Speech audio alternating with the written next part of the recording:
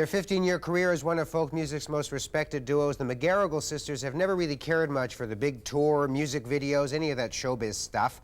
Family's always been their #1 priority. That's why it's taken them 7 years to come out with their latest album. But despite their low profile, Heartbeats Accelerating is getting some very good reviews.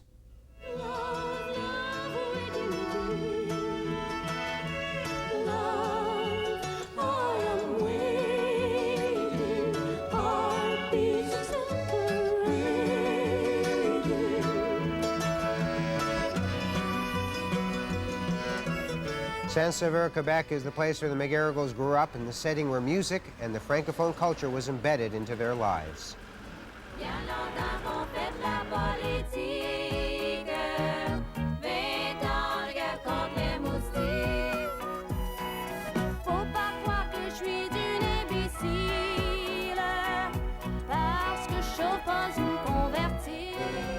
The McGarrigles' music has always been unique, combining Quebecois and Irish musical tradition.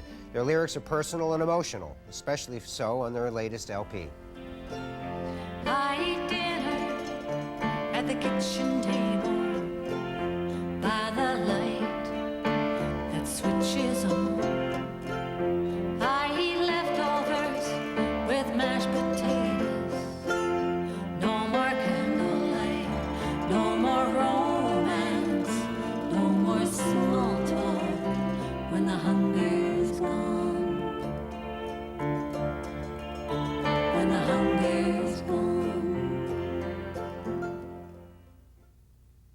And with us from one of their hangouts, the Bulldozer Bar in Saint-Sever, Kate and Anna McGarrigle. Hello. Hi, hello, Valerie. So it's about time. It's about time you finally did another record. It's been so long. Yeah, it was about 7 years. It's been a long time, but we did it. So what have you been doing lately? The usual, you know, what music-related stuff, not necessarily recording our own songs, but the odd little, you know, bit of music for film here and there, a television thing for PBS, writing songs for musicals that haven't been produced yet. Mm-hmm. And raising your children. That's right. Tell me about making this record, because I gather you started off in a record studio, but you couldn't finish there because of something like the ice cream making equipment next door was too noisy. So you just went to your mother's house to do this? That's right. Well, yeah, actually the ice cream machine was downstairs and I had a big refrigerator that made a lot of noise. So we couldn't do vocals, so we decided to go to my mother's house and in Saint-Sever, which is about 40 miles north of Montreal. Yeah, you know, but how do you make a record in the 1990s in your mother's house?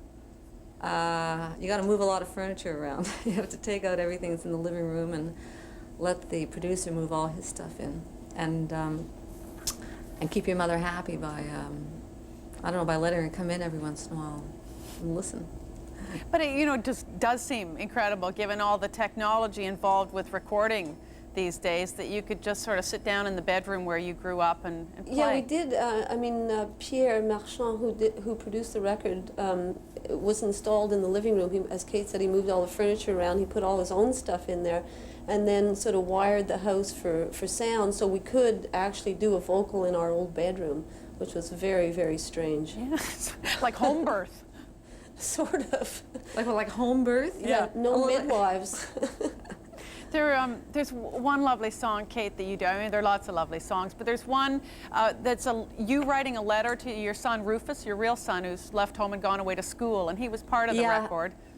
Well, he's been in boarding school. He's in his 4th year, and I guess I tend to miss him sometimes, and not that he ever helped me with any chores that I suggested, because I suggest that in the songs. I wanted to make him look like he was a helpful, dutiful son, but he sang on the record. He sang on that track, and but the thing is, I guess I was writing the song about him because when he first went away, he was 13, and I remember the first telephone call I got, which was about a month later, and his voice had changed, and I thought, Jesus, lots of stuff. He's growing very fast, and his shoes. He was always growing out of his shoes, so I'd have to send him money to buy shoes. Yeah.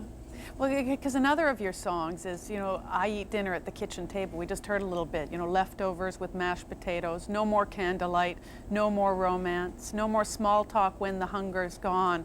I mean, people must think your life's getting pretty sad. And, you know, I read somewhere that you're getting mail from people thinking your son's gone and your life's lonely. M-A-L-E or M-A-I-L? What are you talking? I don't know, what are you getting? I answered, you know, I'll say, no, I'm a very happy person, but my friend Chaim Tannenbaum told me to answer what Dostoevsky once answered to the same question. Not that he was eating dinner by himself, but that he says, sometimes your life is sad, and I guess, but I mean, it's not bad. It's just sometimes when you find something you want to write a song about, you just write, you have to make up a little bit, you know. Because actually I eat in front of TV. I eat in front of CBC, as a matter of fact. This is good. But you know, all these songs are stories. And I guess, Annie, you've said something like there's no point in writing a song unless there is a story to tell. Did I say that? Yes. Well, yeah, I think most of our songs are based on some kind of experience, either a personal one or else the experience that that a friend has had, or something that has struck you in nature, but struck you as opposed to somebody else, and also that other people can relate to it. I mean, I think that's the whole. I'm not going to say business, but that's what you want a song to do, that people can relate to you through the song. Mm-hmm. Tell me about your other sister, Jane. Does she still want to ever get up there in front with you and perform?